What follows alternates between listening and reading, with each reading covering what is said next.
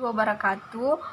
Berjumpa lagi dengan saya Sri Reski Oktari. Saya akan menyinggung sedikit tentang sihir uang kertas, di mana dulu emas dan perak merupakan mata uang yang resmi. Kemudian fungsi dinar dan dirham digantikan oleh logam dan uang kertas, di mana dijelaskan satu dinar mengandung emas 22 karat sebesar 4,25 gram. Sementara dirham perak murni seberat 2,975 gram. Nah, jika dihubungkan dengan bahan pokok, keduanya sangat stabil, bahkan tidak terjadi inflasi sejak awal sejarahnya hadirnya agama Islam. Berbeda dengan sistem uang kertas yang diberlakukan oleh elit global kini.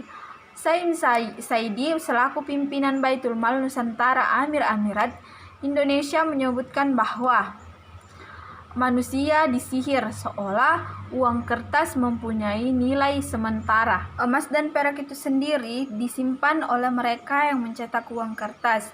Mungkin maksudnya seperti ini. Uang kertas yang beredar saat ini tidak benar-benar memiliki nilai seperti dinar dan dirham. Itu hanyalah kertas dengan nominal yang dibuat dan diedarkan.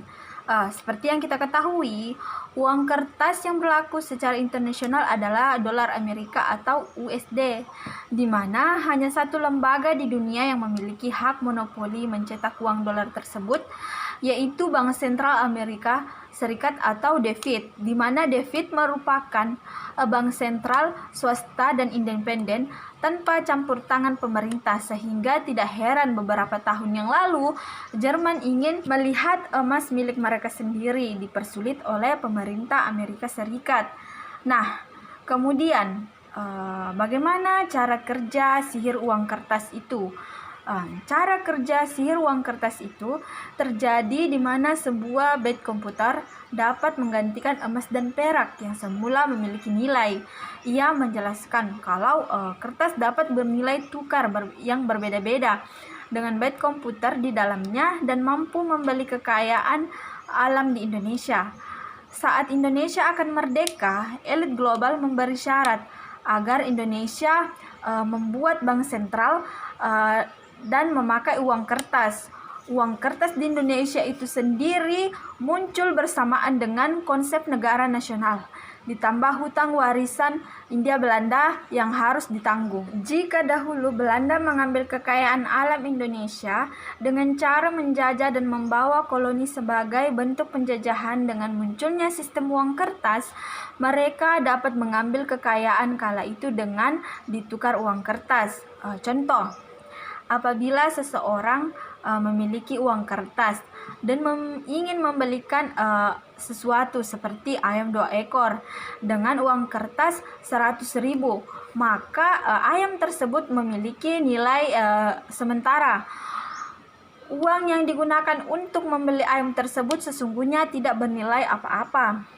Jika dibagi menjadi 2 bagian, tidak dapat membeli masing-masing seekor ayam. Itulah yang dimaksud dengan sihir uang kertas. Kebohongan lain yang diciptakan sistem uang kertas adalah redominasi atau penyederhanaan nilai mata uang. Redominasi dilakukan ketika mata uang yang ada mulai dirasa tidak cukup nilainya, sehingga dilakukan untuk menutupi inflasi, bukan mengatasi inflasi yang terjadi.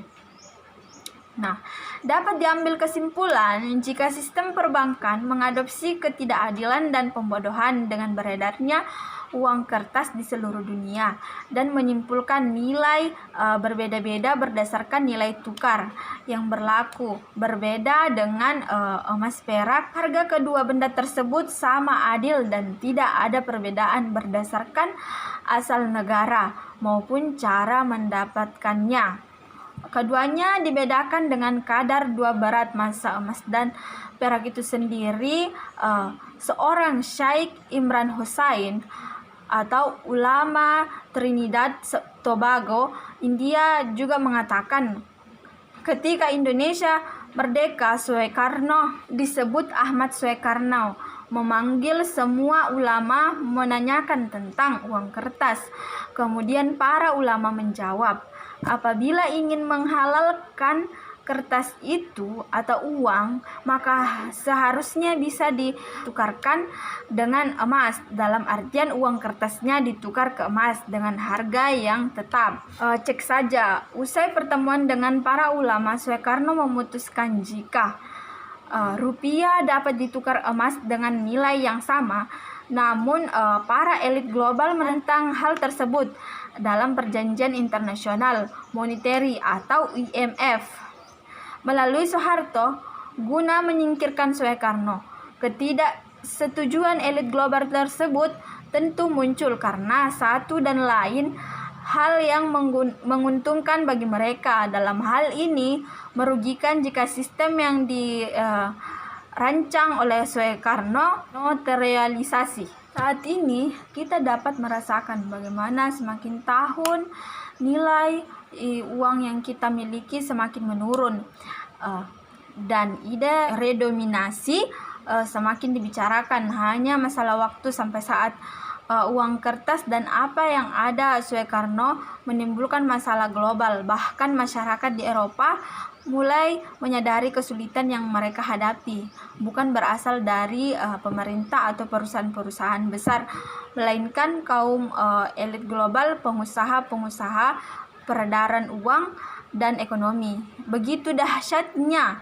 kertas mengubah perilaku dan melewati batas-batas sehingga sebagian dari kita dapat lupa bahwa uang-uang kertas tersebut hanya kertas-kertas dengan sistem penjajahan baru yang disisipkan secara lembut di dalamnya. Nah, sekian dari saya. Kurang lebihnya mohon dimaafkan. Wassalamualaikum warahmatullahi wabarakatuh.